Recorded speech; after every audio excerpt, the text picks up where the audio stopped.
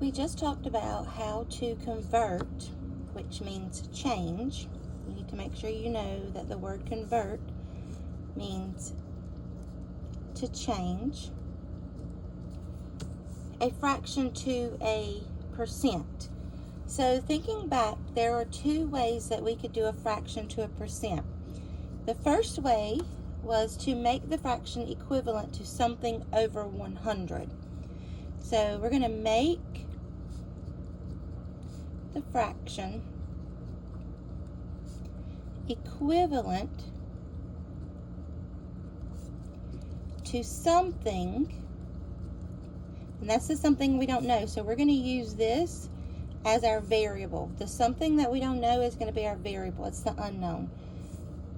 So we're going to make the fraction equivalent to something over 100. Okay, so we're going to do this method first. We're going to take the 7/20 and we're going to make it equal to something over 100. That's what we're going to do. We don't know what this number is yet. So we're going to use it, a variable in its place. Then what we're going to do is we're going to do what's called cross multiply or cross product. So we're going to take the 7 and multiply it times 100. So that's 7 times 100 is 700. Then we're going to multiply the 20 times the x. Well, this time we can't do that because we don't know what the x is. So we don't know what we're multiplying by yet. So we're going to put equals because we did 7 times 100, and we could do that to get 700. But then when we do 20 times x, we're just going to get 20x. And we know that because the coefficient, which is the number in front of the variable, is right beside the x, which is the variable, doesn't have a addition sign, a subtraction sign, a multiplication sign, or division sign, we know that this is another way to write multiplication. So how are we going to solve 700 equals 20x? What this is meaning is I need to get both sides of my equations equivalent. I'm trying to figure out what times 20 will give me 700. I'm going to do that using what's called the inverse operation, which is the opposite of the operation that we're using in the equation right now, which is multiplication. The opposite of multiplication is division. So I need to get this x by itself because I need to say that something equals x. So I'm going to take this and I'm going to divide 20x divided by 20 and 700 divided by 20, because what I do to one side, I have to do to the other. So now I can divide 700 divided by 20 is 35. So if I can't do that in my head, or if I don't have my calculator, then I would set it up and solve it.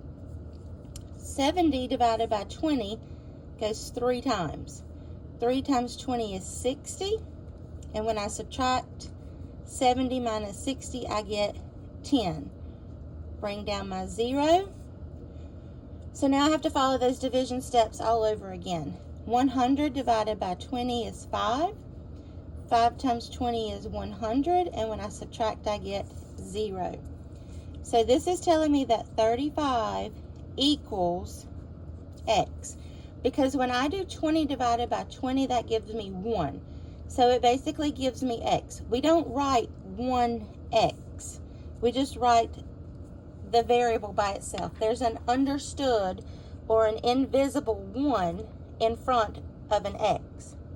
Okay?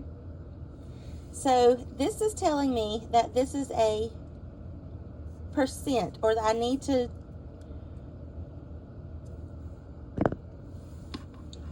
this is my percent. 35 equals x. So 7/20 as a percent is 35%.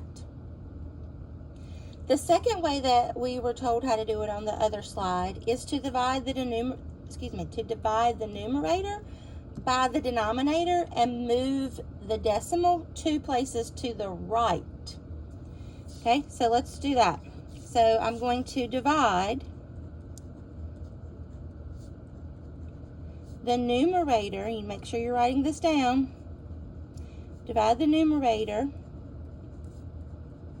by the denominator, which means I'm going to divide 7 divided by 20. The numerator divided by the denominator. Well, when I do that, I can't divide 7 by 20. So I'm going to have to add a decimal and some zeros, which means my decimal, when I divide, goes straight up. Now I can divide regularly. I can't divide 7 by 20, so that's going to be 0. If I need to put a 0 there, that's fine. But I can divide 70. That's 3 times. Doesn't this look familiar with what I did up here, except for this time we have no decimal? 3 times 20 is 60. When I subtract, 70 minus 60 is 10. Bring down my 0. 100 divided by 20 is 5. 5 times 20, 100 minus 100 is 0. So when I do this, I get 35 hundredths. But I need to put this as a percent. So my second step to this is to move, let's put then move the decimal point 2 places to the right, which is the opposite of what we did yesterday. So if I have 35 hundredths and I move the decimal 2 places, that's 1, 2 to the right, that gives me this, 35. Well, I don't need this decimal here. I can replace it with the percent sign. So 7/20 is 35%.